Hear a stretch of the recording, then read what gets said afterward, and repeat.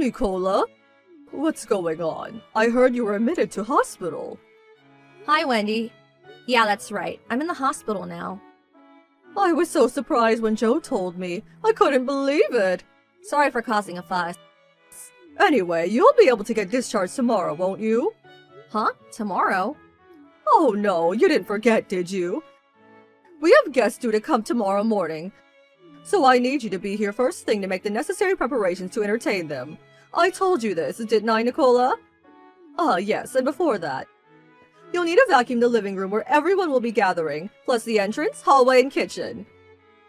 I'm sorry, but I don't think I'm gonna be able to make it tomorrow. Good grief. So let me get this straight. Not only did you get admitted to hospital all of a sudden and without telling me, but now you're refusing to carry out your duties as my son's wife? Why did my son have to choose such a sickly woman for a wife? I ask myself that question every day. Sickly? No, I'm not. The reason I'm in the hospital is... Be quiet. If you got admitted to hospital and you're not injured, that must mean you have some kind of disease. If you have a disease, that means you're sickly. Chances are slim you'll ever produce an heir for our family at this rate. No, listen to me. Do not answer me back, young lady. I asked Joe. He told me you've been refusing to do housework lately because you feel sick and have been palming it all off on him.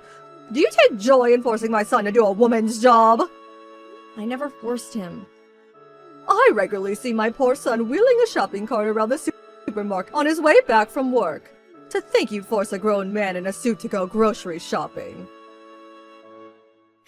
His pride as a man must be at rock bottom. How could you do this to him? Oh yes, and I couldn't help but notice lately. You've started getting fat, haven't you? Just more proof you've been lazing around the house stuffing your face while you force the housework onto my poor son. My poor Joe. He doesn't deserve this. Please, listen to me, Wendy. You and my son will be getting a divorce. Huh? When you get discharged from the hospital, I'll be moving the discussion forward. Your days are numbered. Wow, what the hell? Where did this come from all of a sudden? There's no way a sickly excuse of a woman like you could produce healthy children. There's nothing else for it. I'll have to have him get rid of you and find someone healthier. That boy will have to learn how to choose a good woman. Wow. I have nothing else to say to you. After the divorce, you won't be welcome anywhere near mine or Joe's house ever again. Make the necessary preparations for getting out of our lives forever. Hey, Nicola. Today was the day you got discharged from the hospital, right? I just came to your room, but you were gone already. I wonder if we missed each other as you were leaving. Joe, I'm sorry. I had my dad come and pick me up. Huh? Your dad? Why? I'm at my folks' place now. Huh? How come? That's the first I've heard of you going to your folks' place when you got discharged. I thought you'd be coming with me. What's going on? Did something happen? Yes. By any chance, was it something involving my mom again? Please, tell me what she did. I'm worried about you, babe. I got a message from your mom on the first day I came to the hospital. She said your family had no need for a wife as sickly as me, and that she was gonna have you divorce me. Huh? Sickly? Surely your hospital stay couldn't be helped. I did try to explain that to her, but it seems she interpreted the fact my belly grew due to the pregnancy as me lazing around the house doing nothing while forcing you to do the housework. She rattled on and on. It was one unreasonable request or malicious insult after the other. She was really bad this time. At first it was because I couldn't get a word in edgeways, but eventually I just gave up trying to explain. I see. Actually, I think this is fine. Even if you did explain to her, she would have probably just found something else to pick fault with. Rest up at your parents' place for the time being, babe. You deserve it. You've been through a lot. Anyone can see my mom is obviously a huge source of stress for you. I think both of our minds will be more at ease if you're with your mom and dad. Sorry I didn't tell you I was coming here beforehand. I did actually plan on coming back to the house until this morning. But when my dad suddenly suggested I go back to their place instead, I changed my mind. When I thought about the possibility of your mom figuring out where I was going, because she's so overprotected of you, she goes to great lengths to be aware of every minute detail of your life. I thought it'd be best just to tell you afterwards instead. Ah, that makes sense. You did the right thing, babe. Actually, she's been staying over ever since you got admitted to hospital. My mom, that is. Really? Given how things are right now, I think you two crossing paths would be terrible and should be avoided at all costs. My mom did say she'd take care of all the housework for me until you've recovered from your illness and got out of hospital. But I've been worried this whole time she'd go causing trouble behind my back. And lo and behold, she did. That woman's impossible. She can't keep getting away with this. Your dad made the right judgment. I see. I'm glad you understand, Joe. Thanks. Let's not correct my mom's misunderstanding that you got fat for the time being. Rest up, take your mind off everything, and leave the Wicked Witch to me. Thanks a lot, Joe. It means a lot. Nicola, I heard the news. And a boy at that. Nice work. But good grief, I've never met a woman as dishonest as you. Why do you have to be so standoffish with me? I had no idea you were pregnant. You haven't come to see us even once since you got out of the hospital. I want to see my grandson. I did suggest to Joe that he divorce you for your repellent behavior, but he's adamant that won't be happening. That boy is so stubborn. Now he's sulking and won't speak to me, so I can't even ask him about my precious grandson.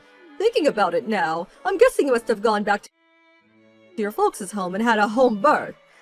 If you had any sense about you, you wouldn't have troubled your parents and given birth in my house instead. Oh well, I suppose you did produce a male heir, so I shouldn't be too hard on you. I'll tell you what, just this once, I'm willing to overlook it. Anyway, when will you be coming back? I want to see my darling grandson. It's almost been a month now and I still haven't seen him. We have to show off our heir to the relatives and neighbors, you know. So please get back here as quickly as you can. Hi, Wendy. It's been a while. I have no intention of coming back. Huh? What are you talking about? Of course you do. You're my son's wife and a part of this family. How long do you think you're going to get away with boarding at your parents' place? You have duties to this family, so get back here and carry them out. Even putting it kindly, you're a sickly, no-good excuse of a wife with more shortcomings than I can count on both hands. It would be one thing if you at least accepted that and worked hard to serve family by way of making up for your defects, but no, you're stubborn and disobedient to boot. I'm a sickly, no-good excuse for a wife, huh? This was the first time I've had to go to the hospital in my whole life, and the doctors actually told me I'm very healthy. They did? In that case, why would you have to be carried off to the hospital in such a dramatic fashion? It sounded like you caused quite the fuss. I'm sorry to break this to you, but that only tends to happen to sickly people, my dear. Because the morning sickness was horrendous. Huh? Morning sickness? I could barely stand for a few minutes without getting out of breath, so my doctor recommended I admit myself to the hospital to be on the safe side.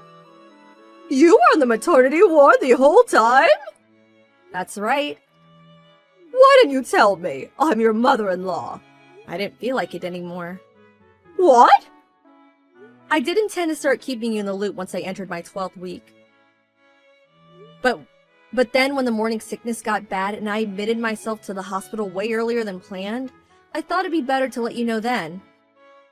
I spoke to Joe about telling you too. Then, literally just as I was about to send you the message announcing the pregnancy, I got a torrent of hateful, abusive messages calling me every name under the sun. I see. When I tried to explain the real reason I was in the hospital, you interrupted me every time, telling me to be quiet, or ordering me to stop answering back like I was some mischievous child. You went on and on and on, complaining at me endlessly.